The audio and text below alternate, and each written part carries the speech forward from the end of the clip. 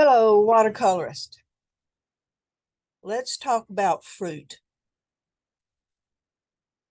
We're going to talk about first symbols and how to make a circle look round. But let me show you what I want our final project to be. We're going to work toward this drawing that I'll send to you later. You'll get it later. But before we do, let's start with step one.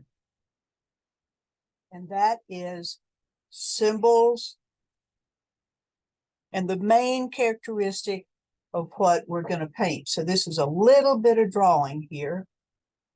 Let me take this away and remind you, since we were children, we learned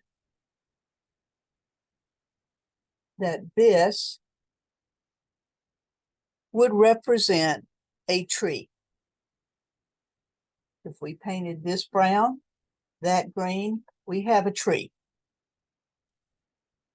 So let's take the two lines away. Now we have a symbol that we can turn into the moon, man in the moon. We can turn it into an apple. We can turn it into a lime.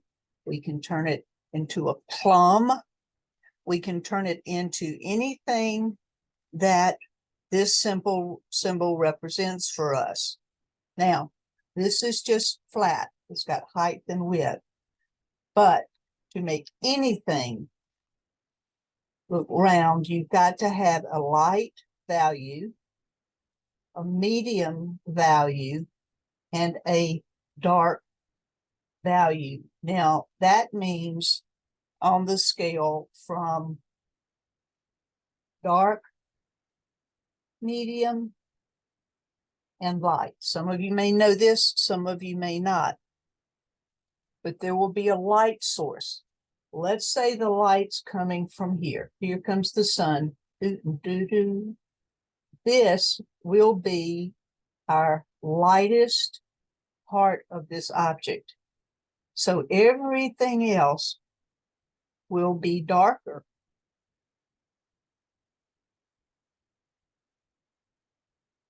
So do that. Now, the part that's the furthest from the light is going to be this side. It's going to be the darkest.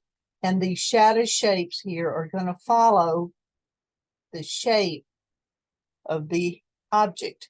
So we've got light, medium, and dark. Soften that edge a little bit.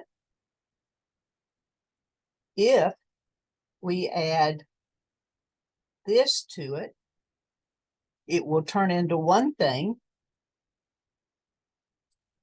If we flatten the top, and this is what I'm talking about, the main characteristics, we flatten the bottom a little bit,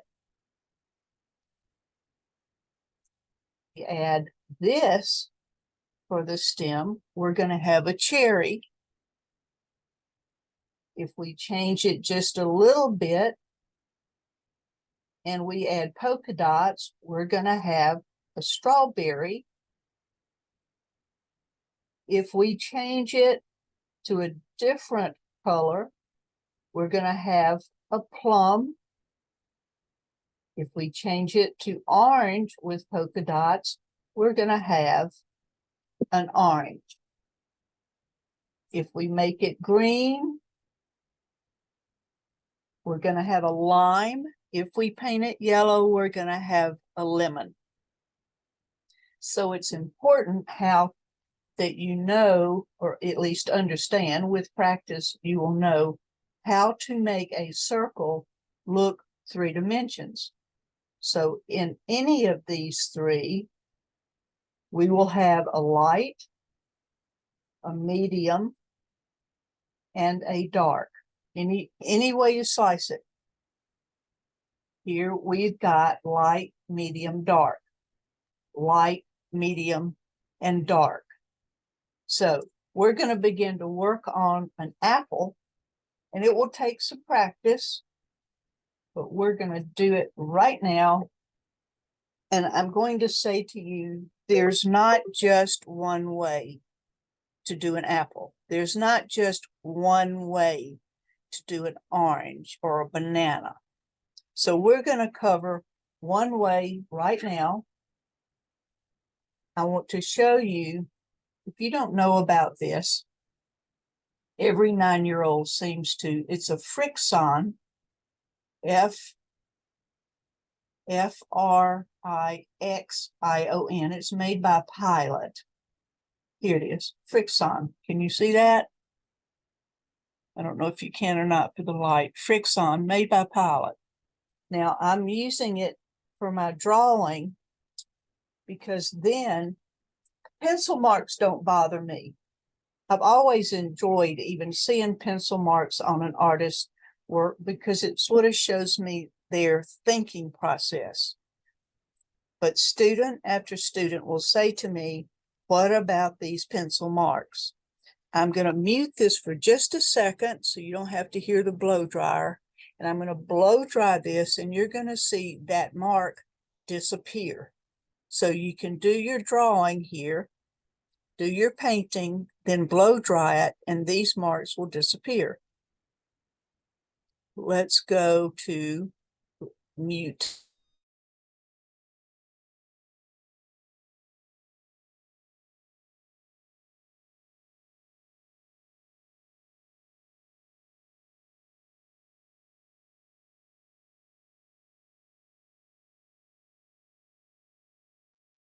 And before your very eyes, in that time, your drawing has disappeared.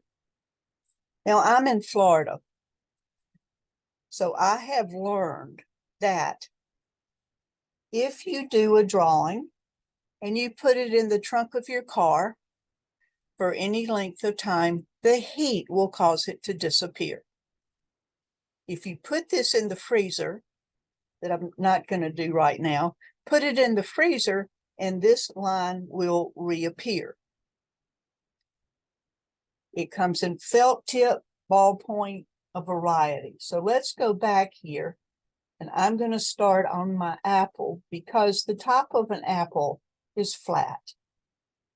So any way you want to do this, make a circle. We're not concerned that it's perfect. We're working for technique. We'll make the top of it now and the bottom of it out. So we're going to make this an apple. We're going to have the light source coming from here. That's our sun or our light, any way we want to call it. Apples here, look at them, are not always particularly red. Certainly not all over. As a matter of fact, apples aren't shiny. That's the wax they put in to sell to us, and that's fine. Shine is fine. I'm wetting inside of my drawing here, and it is pretty wet. And again, learn from the beginning of your watercolor experience to be patient with your paper. This is pretty wet. I want it to dry enough. You see the sheen? I want it dry enough that that sheen goes away. Sometimes it's easier to find than others. I can see mine readily because the light's reflecting on it. Now, I know that, let's just paint. I'm going to put yellow. I don't want this fruit, this apple, to be just a flat red circle.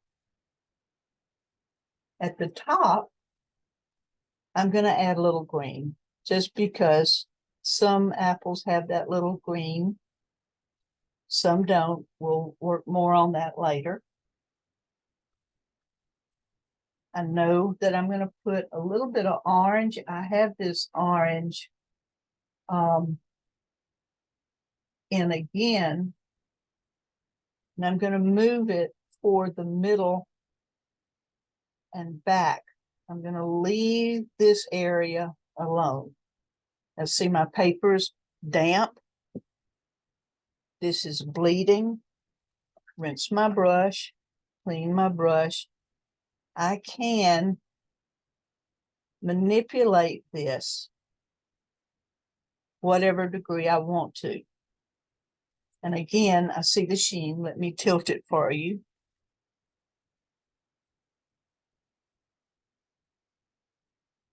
Now I'm going to go in with an alizarin crimson. Actually, yes, I am. Alizarin crimson. There's a lot of things you can use here. And I'm going to come around the back side of this apple with the crimson, which will bleed into the orange, which will bleed into the yellow. Clean my brush. Well, now, this doesn't look a thing like an apple. I'm going to go back into my orange, and I am, see, with stroking, I'm stroking this orange in here, right here.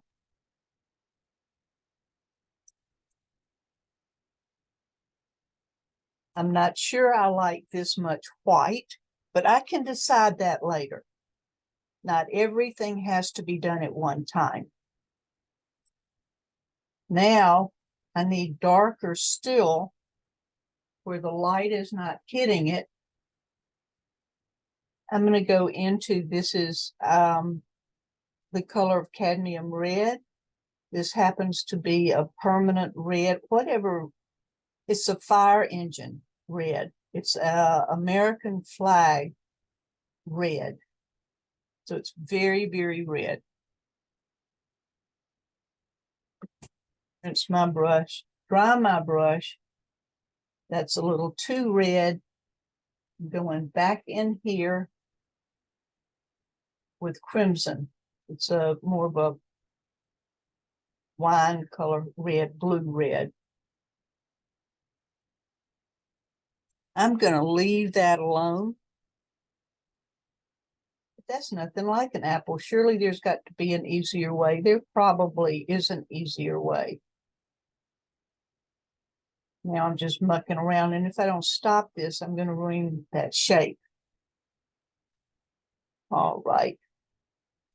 What is going to make this side of this fruit or this sphere look dark, look lighter, is going to be a darker background. So let me blow dry this for you just a little bit because it's too wet, and I will get all of my colors blending into each other. I'm going to mute again just a second.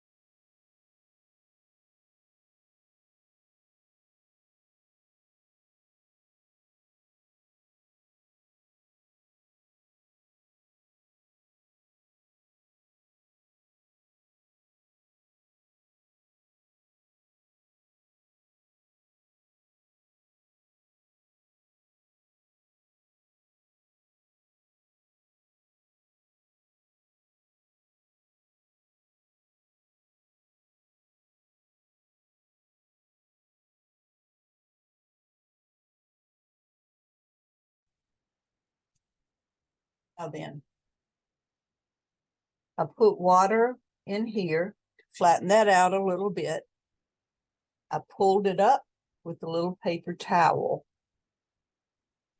That is erasing. People will tell you that in watercolor, you can't erase. I'm going to adjust this camera down here a little bit. There you go. And you see I lost the green. I'm going to go back into my green. Any green that you use. We're not going to get into the specifics. It's the top.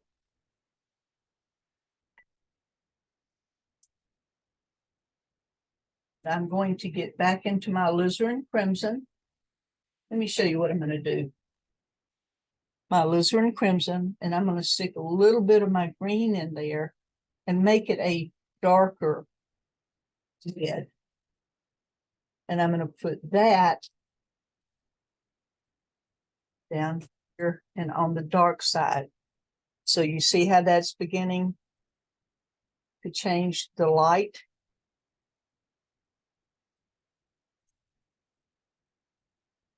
Now I'm going to remind you that at any time, I can turn this particular shape right now into a tomato or a cherry. But I'm going to flatten the bottom out a little bit because that's one of the characteristics of the apple.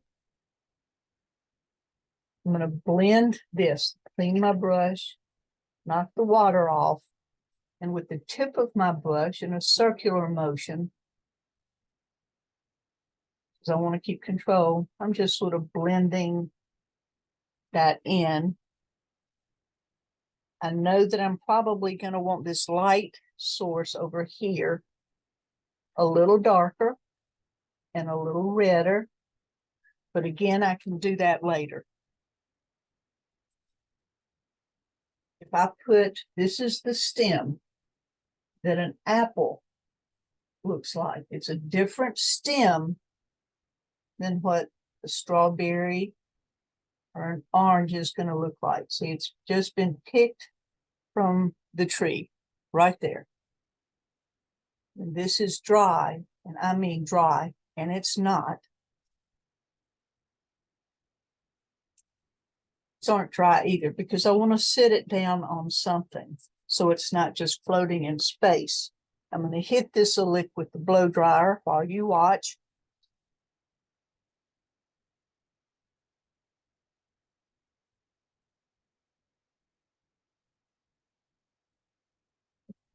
While I did that, I'm going to say there are people who say that if you, why isn't that? Is that better for you? That's better for you, I think. If you use a blow dryer, it will diminish some of the color. I've done this a long time. I can't tell a difference, but whatever your belief is okay. Now, I'm going to run into a problem here. It's going to be a problem, and I'm going to go ahead and do it so I can show you how to fix it. All right, you see where that stem is bleeding? I don't want it to bleed. So I say, dead gummit. I'm going to get a little piece of tissue. Sorry if I just hit the table. And I'm going to erase. Don't let somebody tell you you can't erase in watercolor. You can make all kinds of mistakes and get them corrected. And I know because I've probably made every mistake there is. Now, we've got an apple going on. With this apple floating there, I'm going to give it something. You can make it a tablecloth. Don't want to get into all of that, but I'm going to give it something to sit on. This is a brown. The name of this brown is a sepia. I'm being careful around my edges.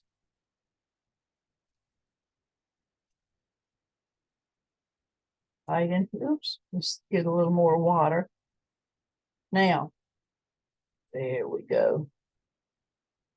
And see, this is dry paper.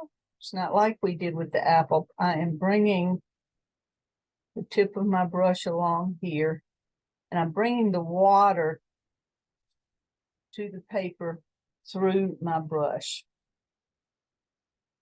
Now, we're not practicing surfaces, so I'm not going to spend much time on this. And I'm not going to go into shadow shapes right now.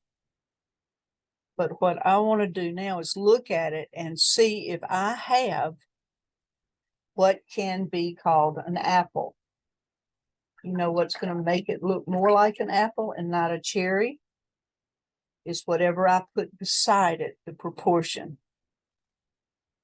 So if, let's pretend, I put a grape right here, or a bunch of grapes, it's going to give this apple some proportion. We're going to talk about this a lot more. Now, you see this blob right here? Oh my gosh, I got out of the line. Let me show you a couple of ways I'm going to do that. I'm going to reconstitute the pigment with clean water. And I am sort of like we did over here. And I'm going to get a paper towel. And I'm going to clean that up.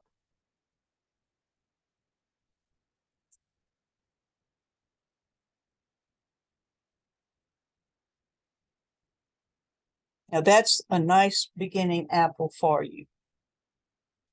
If this is going to cover all the bases here, this is not round enough for you. I have alizarin crimson on the tip of my brush, and I am going to draw that out rounder, and then clean my brush, dry my brush. I'm going to blend that in. If you're someone that's going to bother. Same thing here. If that's going to bother you, see, same brush, circular motion. Now you saw how I tilted my paper. You don't always have to hold your paper in the same position. You make it easy on you. Blended that. I'm going to rinse my brush, clean brush, knocking the water out of the brush here on my towel.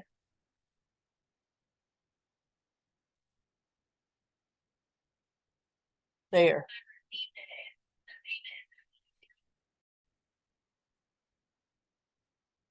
I'm getting more brown on my brush, no water.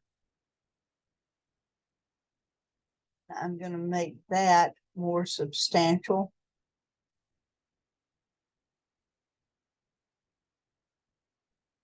Now you can add gold in here, but right now let's stop with this.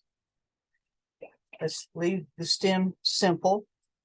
Now, if I don't want that much white on there, and you know, every time we do this, it's adjust, adjust, adjust. I'm going to get into my primary red, my cadmium red, whichever red you use.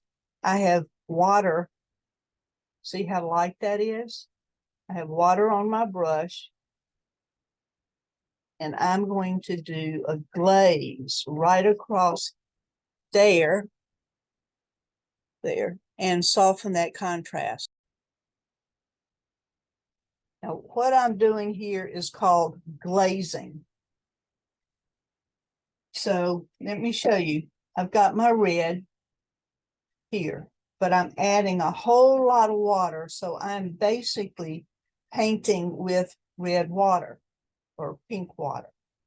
Not much pigment in it at all. And I can glaze this as often as I need to, as long as the paper is dry.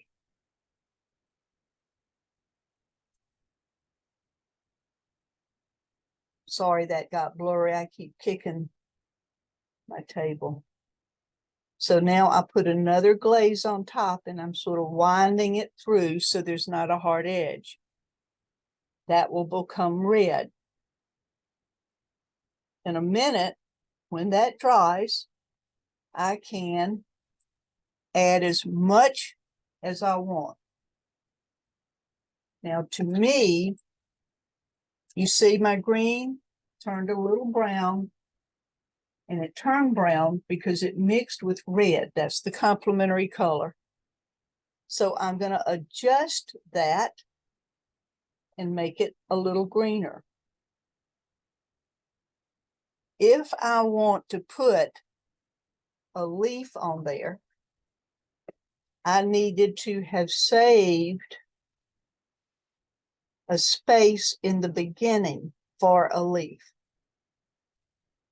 because now I have a hard edge right here and I have red and white. So the green, and I'm going to do it for you, is going to look different when it's put on top of, let me get a different green that's going to be darker for you.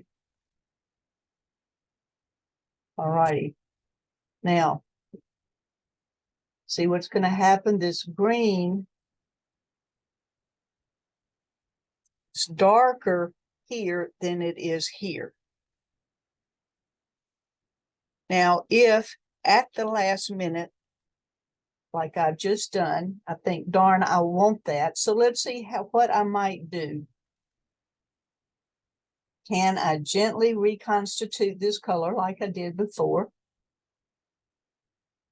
and get that blended in? Sorry. Now I'm going to put darker green on top. See if I can cover that up.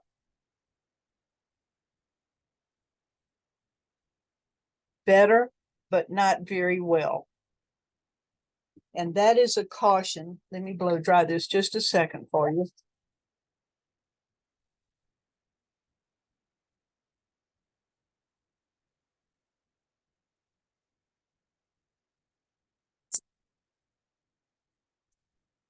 Blow dry it so the light doesn't shine in the water. You see, you still can see. This is a caution in watercolor. Hard edges, like any edge, any hard edge, is going to be difficult to deal with if you want to put something on top of it. One more thing I'm going to show you. If I want a really shiny apple, you see I'm sort of drawing a light source here, and it is conforming to the shape of that apple. I'm going to go back into my red. If it's too red, I might stick some crimson in it. You just sort of need to use your pigments and figure out what works best for you. So I'm going to go around here carefully.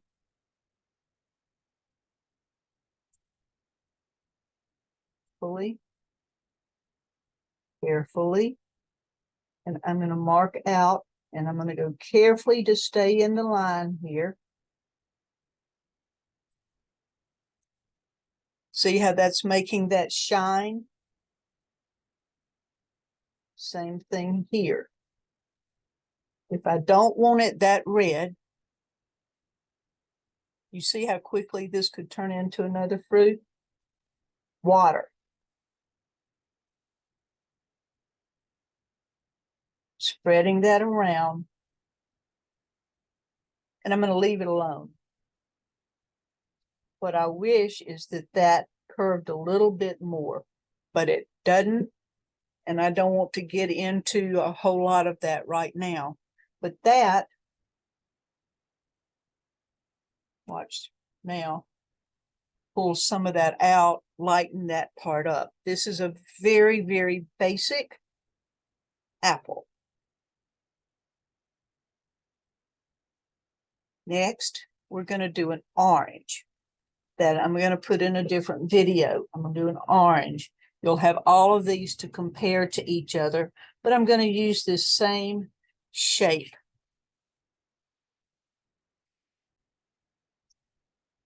What I'd like for you to do is to practice this, practice it some more, practice it 6 times. No one's ever going to see it. And if they wind up in the garbage, they wind up in the garbage. But that's how we get the experience to do it better and better. Remember this, paint on the back side of your paper.